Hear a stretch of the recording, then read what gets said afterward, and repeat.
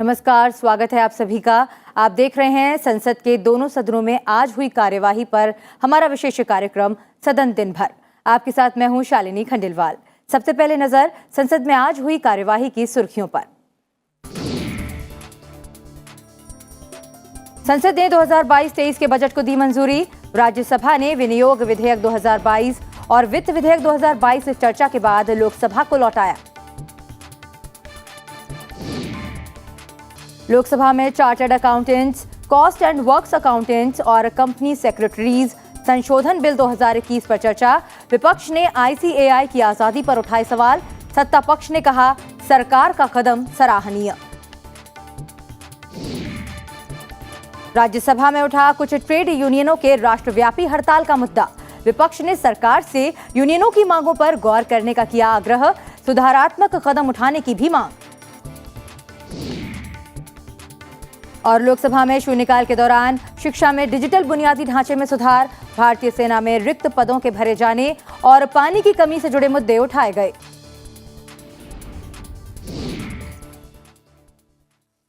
सदन दिन भर में आज पहले राज्यसभा में हुई आज की कार्यवाही से जुड़ी खबरें।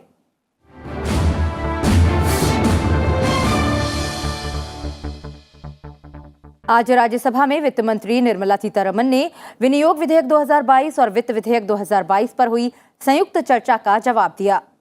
वित्त मंत्री ने कहा कि तमाम विकसित देशों के विपरीत भारत सरकार ने कोविड महामारी से प्रभावित अर्थव्यवस्था के पुनरुद्धार और संसाधन जुटाने के लिए करों में कोई बढ़ोतरी नहीं की, जबकि दुनिया के 32 देशों ने महामारी के बाद विभिन्न करों की दरों में वृद्धि की। OECD report has clearly shown that about 32 countries had increased various tax rates during the pandemic. They could have raised the personal income or corporate income or environment-related taxations or health-related taxes or excise duties, but they were large economies, developed economies, not so developed economies, all of whom resorted to increasing in tax. We did not, in spite of all the speculation which was going on in the media as well. So no tax was increased for our recovery process to be funded or aimed. रूस Ukraine युद्ध का जिक्र करते हुए वित्त मंत्री ने कहा कि इस संघर्ष से पूरी दुनिया प्रभावित हुई है और स्थिति सामान्य नहीं रह गई है। वित्त मंत्री ने कहा कि रूस यूक्रेन युद्ध ने आपूर्ति श्रृंखला को बुरी तरह से प्रभावित किया है और इसका असर पेट्रोलियम पदार्थों पर भी पड़ा है। We believe that we did not, and I am very confident that we did not factor in the Omicron, which came immediately after the budget was presented, which began late January 22. Therefore, the GDP growth estimates for the next year are conservative, and I just want to highlight Ukraine is a new factor, no doubt. Honorable Finance Minister, former Finance Minister raised that issue also. The unprecedented hike in the fuel prices is also a new challenge. However, I just want to submit before the honorable members that we take a whole year's picture when we make the budget, or whole year's picture is before us when we talk of the economy, rather than reviewing it and reassessing it on a weekly basis. वित्त मंत्री ने कहा कि भारत प्रत्यक्ष विदेशी निवेश यानी FDI हासिल करने वाले 5 प्रमुख देशों में बना हुआ है। साथ ही उन्होंने कहा कि प्रधानमंत्री मोदी के कार्यकाल में भारत ने $500 अरब से भी अधिक का प्रत्यक्ष विदेशी निवेश हासिल किया, जो यूपीए सरकार के 10 वर्षों के मुकाबले 65% अधिक है। The FDI inflow into India, sir, in FY21 was $81.72 billion US dollars. In FY20, it was $74.39 billion. India has continued to remain in the top 5 FDI recipient countries, and this is a UNCTAD UNCTAD report. I'd like to say that in the 7 years and 9 months of Prime Minister Modi's government till December 2021, the FDI inflows into India has been $500.5 billion, and that is about 65% higher than the FDI inflows during the entire 10-year regime of the UPA. राष्ट्रीय जनता दल के सदस्य professor Manoj Jha के एक प्रश्न का जवाब देते हुए वित्त मंत्री ने कहा कि हमें उन इंडेक्स का भी जिक्र करना चाहिए जहां भारत ने पिछले कुछ वर्षों में प्रगति की है, न कि सिर्फ उन इंडेक्स का जहां भारत ने कुछ मामूली गिरावट दर्ज की हो। So to take a flawed inequality report and to talk about India's position based on that is not acceptable. Whereas ease of doing World Bank report, we were in 142, now we are on 63. Access to electricity, we were on 99, today we are on 26. Global competitiveness report, World Economic Forum, we were on 71, now we are on 43.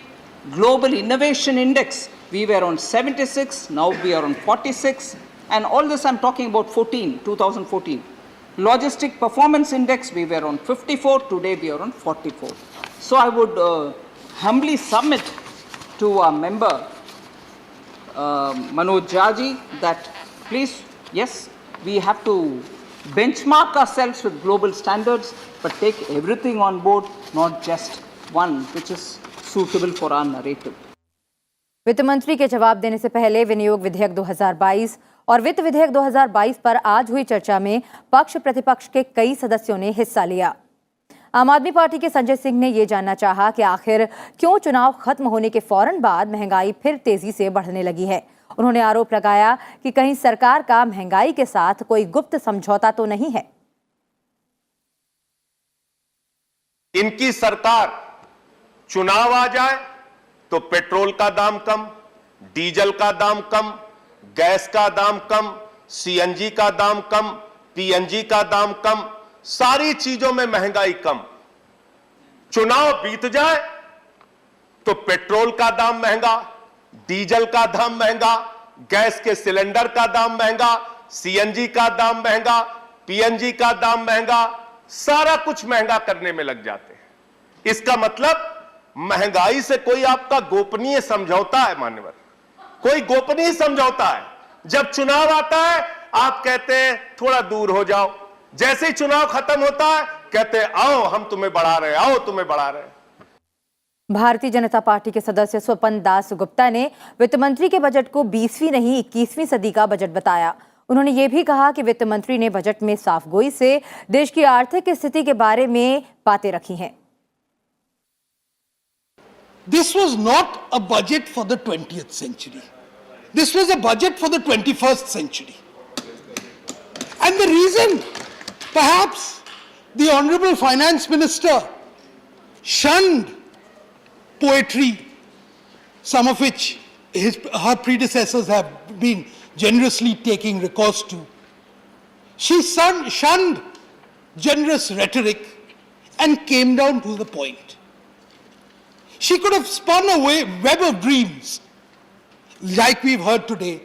We've heard yesterday and today people saying that there is the tax to GDP ratio is too little. In other words, we must tax more. But if you tax more, you'll say the middle class is being squeezed. We are being told that perhaps the best index is the happiness index. In other words, those who are unhappy should be banished to some other part, which would leave a large section of this house vacant. Shiv Sena की सदस्य प्रियंका चतुर्वेदी ने प्रतिभाशाली युवाओं और अमीर भारतीयों के देश छोड़ विदेशी नागरिकता हासिल करने को मुद्दा बनाकर सरकार को घेरने की कोशिश की। हाई कॉस्ट ऑफ लिविंग की बात हो रही है, इन्फ्लेशनरी प्रेशर है, तो जब जॉबलेसनेस बढ़ती जा रही है तो ये मानना लाजमी होगा कि लोग जो हमारे देशवासी हैं, जो युवा हैं, वो दूसरे देशों में जाकर रोजगार के माध्यम ढूंढ रहे हैं। और रोजगार के माध्यम ढूंढने के साथ साथ जो हमारा टैलेंट ड्रेन हो रहा है, ब्रेन ड्रेन की हम बात करते हैं, वो लगातार जारी है। मैं आपको एक आंकड़ा देना चाहती हूँ। 2018 की एक बैंक रिपोर्ट थी जिसमें कहा था हमारे जो युवा जा रहे हैं, जा ही रहे हैं, पर जो हमारी जो बात की जाती है कि गरीब विरोधी सरकार है, वो अब शायद जो मिलियनेयर्स हैं, जिनके पास सारे व्यवस्थाएं हैं उसमें से 23,000 Indian millionaires have left the country since 2014। उन्होंने भी इस देश को नो कॉन्फिडेंस दिया है सरकार की वजह से।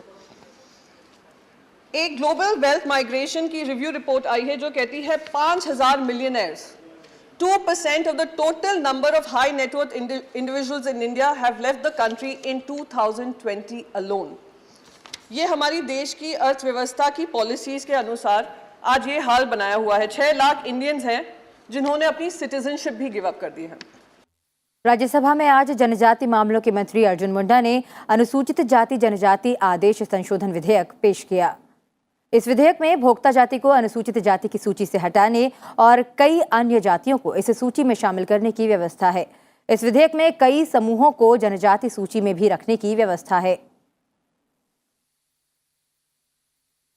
अनुसूचित जाति जनजाति आदेश संशोधन विधेयक 2022 को आज विचार में लाया जाए।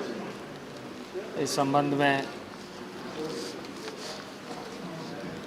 हमने सदन को अवगत कराया है कि सदन इस पर विचार करे।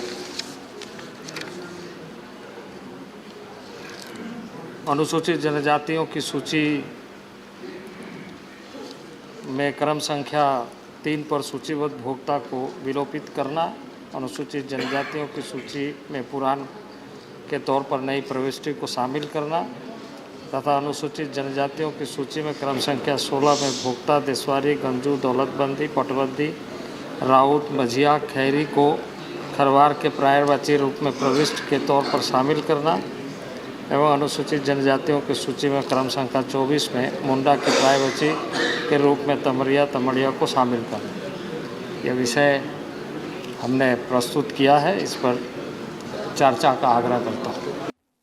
चर्चा में हिस्सा लेते हुए गुजरात से कांग्रेस पार्टी के सदस्य नरण भाई राठवा ने सरकार को इस विधेयक को लाने में हुई देरी के लिए घेरने की कोशिश की। बीजेपी इस मांग को अनसुना करती रही, जबकि औपचारिकताओं को पूरा करने के बाद इसमें कोई ऐसी बाधा नहीं थी। यह बात साबित करती है कि दलितों और आदिवासियों के लिए ये आपको कितनी चिंता है, ये बताता है।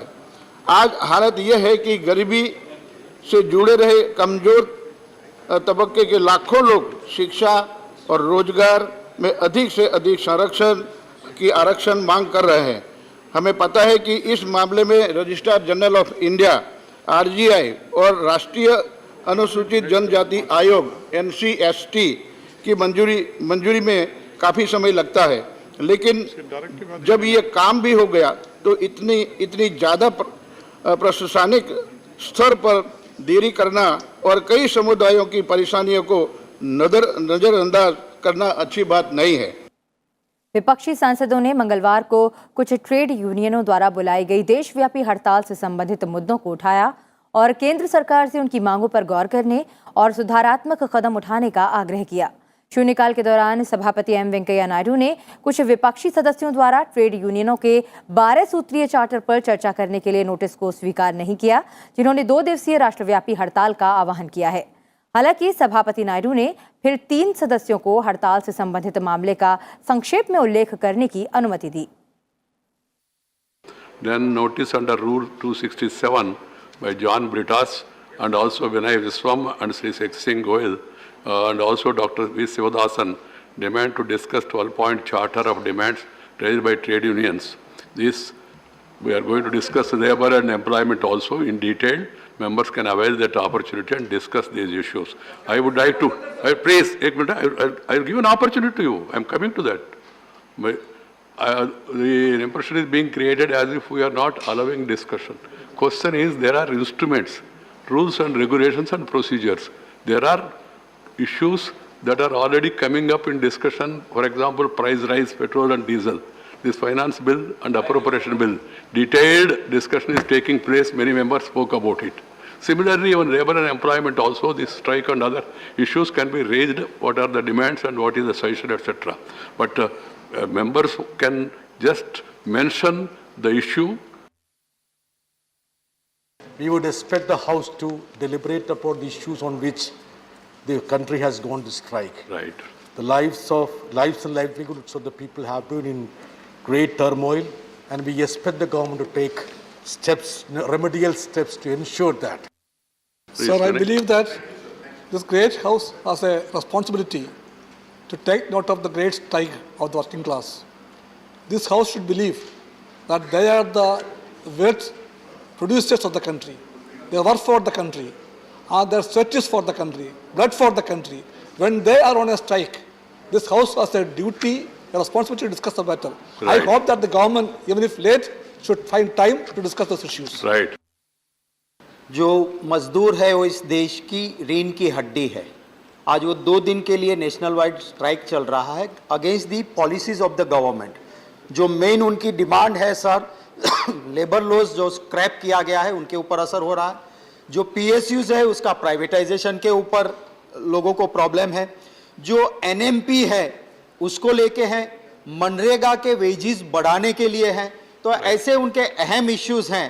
तो मैं धन्यवाद करता हूं कि आपने इस हाउस में इस मुद्दों को उठाने के लिए 267 नहीं पर हमारी बात रखने के लिए आपने मौका दिया। इसके लिए मैं आपका दिल से धन्यवाद करता हूं। Thank you. ये मजदूरों के मेन इश्यूज के लिए सरकार भी इसका संज्ञान ले और पॉजिटिव अप्रोच रखे।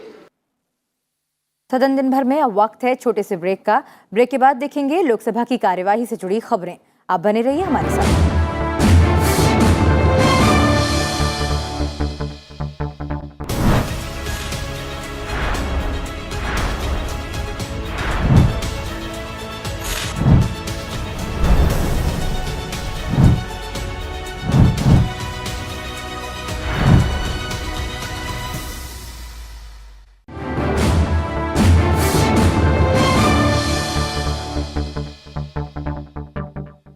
ब्रेक के बाद एक बार फिर आपका स्वागत है सदन दिन भर में।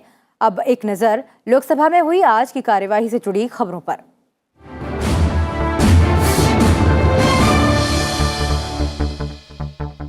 Chartered accountants, cost and works accountants और कंपनी सेक्रेटरीज संशोधन बिल 2021 पर चर्चा शुरू करते हुए तमिलनाडु से सांसद विष्णु प्रसाद ने कहा कि सरकार आईसीएआई की आज़ादी की बात तो करती रहती है, पर इसकी आज़ादी है कहाँ। वहीं बीजेपी के सांसद सुभाष चंद्र बहेरिया ने कहा कि सरकार का ये कदम स्वागत योग्य है। What is the need for the government to introduce this bill at this point of time? What is the why the government says another parallel and one more thing? This government claims it is for the poor people. It's a very important subject in this bill.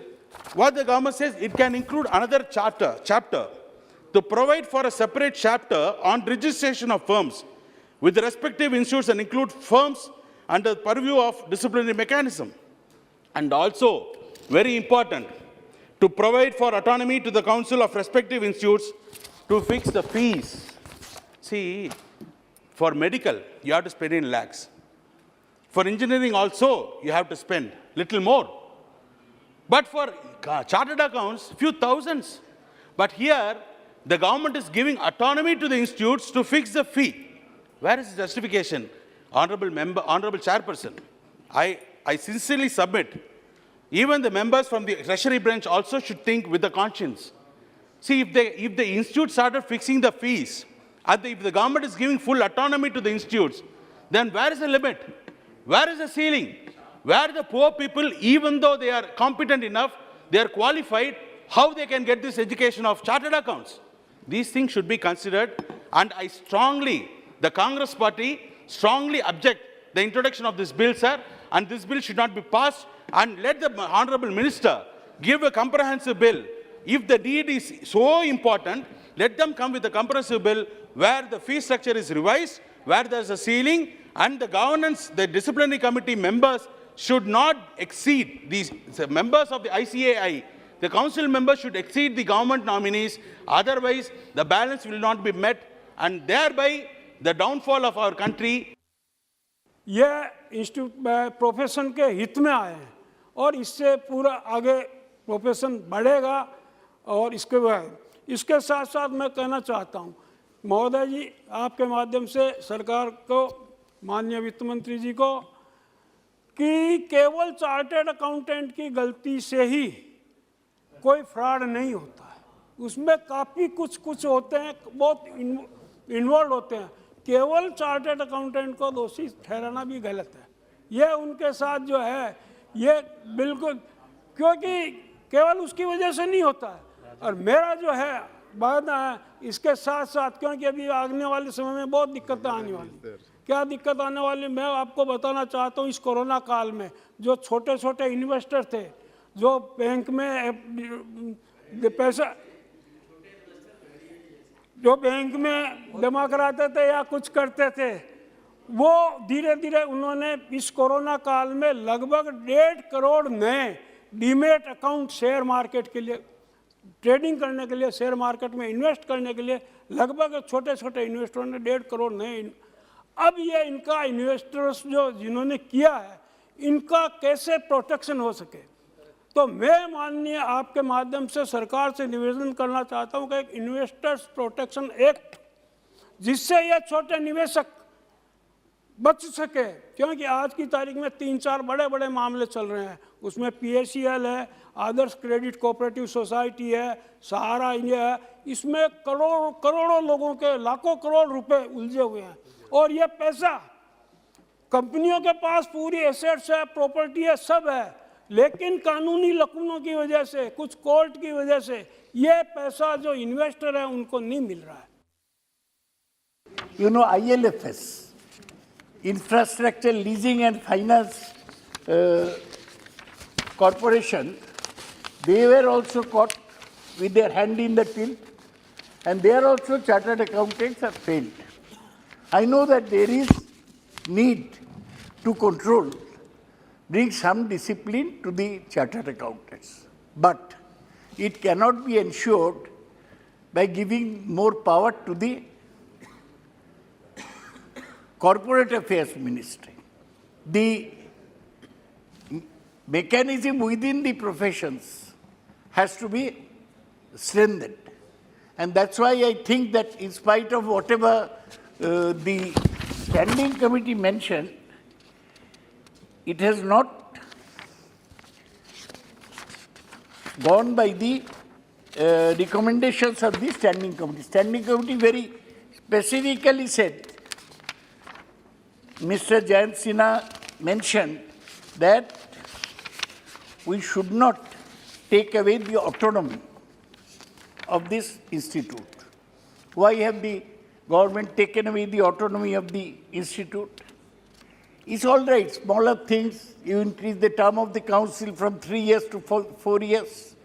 You enhance the penalties, fines in case of misconduct. How? So are you purposely doing it for some cronies? I have no idea. But where is purposely? I don't know who's doing it. But can they answer this question when they attack us on NPA? With full humility, we are doing this. But can you tell me, and all these rules that they are talking about, 2013, we had made a lot of bills. You were a part of that cabinet. You know, but they didn't make the rules. So things were delayed, and then it's very easy to blame us that, oh, these people have done all these bad works and they are the ones responsible for it. It doesn't work like that, sir. And talking about autonomy, what worries me about them is every professional institute, this government wants to throttle the voice. How is it going to work? Look at this. This is very interesting. In this objects and reasons they've written, what are the objects of this? Enhance accountability and transparency by providing an audit of accounts of institute firm by chartered accountants appointed annually by a council of panels of auditors by the CAG of India and provide autonomy. What sense does this make? I mean, it almost feels like a joke because this is legislative mockery, sir. I mean, it's absolutely legislative mockery. Because all these confusion signals that they are giving us, there is one committee, another committee, somebody from the government coming, corporate affairs. What are you doing? And then my friend Shiv Kumar Udasi was talking yesterday of ease of doing business. Shiv Kumar Udasi, all this is not going to help doing ease of business, sir. प्रश्नकाल के दौरान सांसद PV मिथुन रेड्डी ने नशा मुक्त अभियान से जुड़ा सवाल पूछा। इसके जवाब में गृह राज्य मंत्री नित्यानंद राय ने कहा कि मादक पदार्थों के सेवन के आंकड़े आए हैं। नशा मुक्त अभियान के तहत अभी तक 272 जिलों को संवेदनशील जिले घोषित किया गया है। कुछ शिक्षण संस्थानों और स्कूल परिसरों पर विशेष ध्यान केंद्रित किया गया है। इन 272 जिलों में 8000 स्वयंसेवकों को चयनित किया गया है।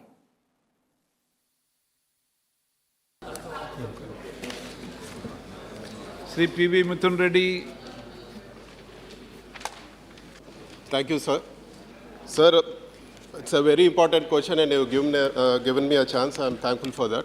Sir, government is focusing on controlling production of drugs or whatever enforcement, but government should also focus on screening, sir. They should screen all the high schools and colleges because a lot of parents don't know that their children are consuming drugs. So I would like to know from the minister, is there any proposal to screen all the colleges and schools and so that those people who are stuck in this drug addiction, so we will know who is actually there and we can counsel them and their future will be saved, sir. Thank you.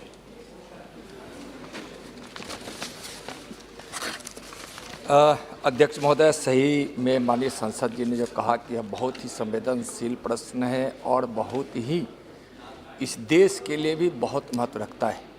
माननीय मोदी जी के नेतृत्व में एक राष्ट्रीय नीति बनी है जिसके तहत नशीले पदार्थों का, मादक पदार्थों को रोका भी जाए, उसकी तस्करी को भी रोका जाए। इन्होंने कहा कि बड़ी मात्रा में इसके लिए जो अभियान चलाए जा रहे हैं उसमें प्रशिक्षण देने से लेकर सभी राज्यों के लिए, क्योंकि आंध्र प्रदेश से है लेकिन पूरे देश का यह विषय है, तो खास करके विश्वविद्यालय परिसर में इसके मादक पदार्थों के सेवन के आंकड़े जो आए हैं वह उस क्षेत्र में ज़्यादा है। तो उसके लिए सरकार ने कई प्रकार के, जैसे कि अभी 2021 में तुरंत इनकॉर्ड बनाया गया है। इनकॉर्ड के माध्यम से हम स्टेटों से कोऑर्डिनेशन भी करते हैं। पहले से एक समन्वय समिति बनी हुई है जो राज्यों के साथ कोऑर्डिनेशन करके मादक पदार्थों के रोकथाम के लिए वहाँ हम कार्य करते हैं और उसको एनसीबी के द्वारा जो हमारा नारकोटिक्स है उसके लिए जो हम अभियान चलाते हैं और जो केंद्र सरकार की एक नीति है कि नशा मुक्त भारत अभियान के तहत अभी तक 272 जिलों को संवेदित जिला भी घोषित किया गया है और उसके तहत उच्च शैक्षणिक संस्थानों, विश्वविद्यालय परिसरों और स्कूलों पर विशेष ध्यान केंद्रित किया गया है। 272 जिलों को जो चिन्हित किया गया है, 8000 मास्टर स्वयंसेवकों का उसमें चयन भी किया गया है और इस अभियान के अंतर्गत विभिन्न गतिविधियों के माध्यम से अब तक 2 करोड़ 14 लाख से अधिक लोगों को लाभ पहुंचाया गया है। सदन दिन भर में आज इतना ही। आप सदन के दिन भर के कामकाज पर आधारित कार्यक्रम सदन दिन भर को संसद टीवी के YouTube चैनल पर भी देख सकते हैं। फिलहाल हमें दीजिए इजाजत और आप देखते रहिए संसद टीवी। नमस्कार।